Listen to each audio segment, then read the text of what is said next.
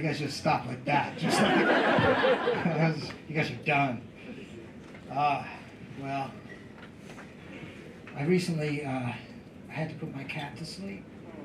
No, it's okay. You know, she was 20 years old. It was her time. And honestly, the hardest part was that I never liked that cat. It's difficult. Anybody been through that? Anybody got a pet they don't care for? Got a goldfish who's a white supremacist? It's not easy. And so it became clear that it was her time, and, you know, that cat being her, she was kind of like, I'm going to die slow and ruin the carpets before I go. But it got very obvious, and I didn't know what to do. I'd never been through this. And so I Googled how to euthanize your cat at home. And you don't want that in your browser history, you know? All of a sudden I'm getting ads for, you know, duct tape and fans and join the Memphis Police Department.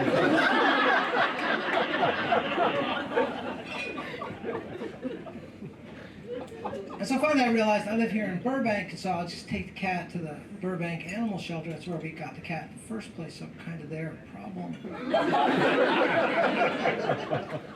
And I gotta tell you, I had the best experience. I mean, I walked in and, you know, I didn't like that cat, but we were together for 20 years, and so I'm crying and the cat's crying, and we were just a mess. And they couldn't have been nicer, you know. It was quick, and it was painless, and it was $11.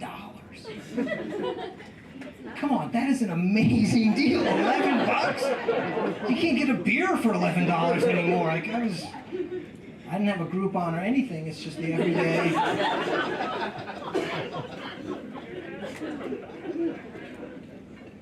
And then the hardest part is that when I was leaving, they were having a kitten adoption event in the lobby. Like, hey, do you want a kitten? No, I want to heal. Go away. So I've been, I spent most of the last year in New York City taking care of my mom, and she recently passed. And it's okay, she was 85, you know, it was her time. And she smoked for 90 of those 85 years. It's amazing she made it that far, to be honest with you. And I used to have to, whenever I would visit her, cigarettes in New York are like 20, 22 bucks a pack.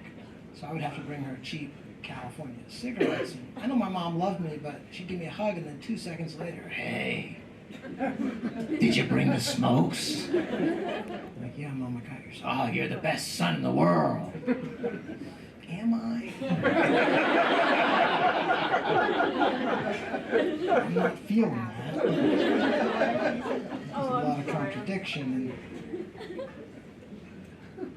And I remember during the pandemic, you know, she was all by herself right there in New York City, right when it was all going down. And I remember her calling up and just saying, hey, I don't want to wear the mask. I can't breathe in the mask. I was like, well, you can't breathe without the mask, so I'm not really making that much of a difference. One day she called up and she was all excited. Hey, I figured out how to smoke in the mask. I didn't know that was the goal. I said, how do you do that? I go out, I find a corner where nobody's around. I take off the mask and I smoke. Like, look at you solving problems. It's the strangest victory I've ever heard. So I was hanging out with her, and, you know, her health was declining pretty dramatically. She refused to go to the doctor, and so she never had a diagnosis. And I remember her saying, just tell him I died because I've seen enough. I'm done.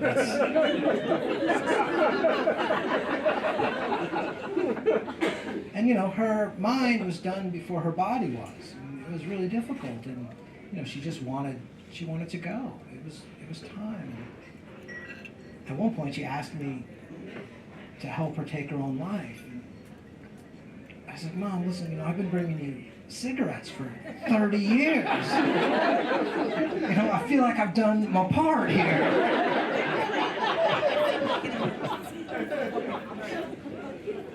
And at one point I called the suicide hotline, and they're nice people, but they were of no help. You know, they're just automatically against it.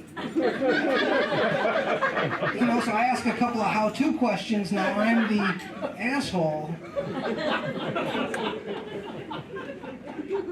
And finally, like, Mom, I don't know how to help you, but I did have a good experience at the Burbank animal shelter.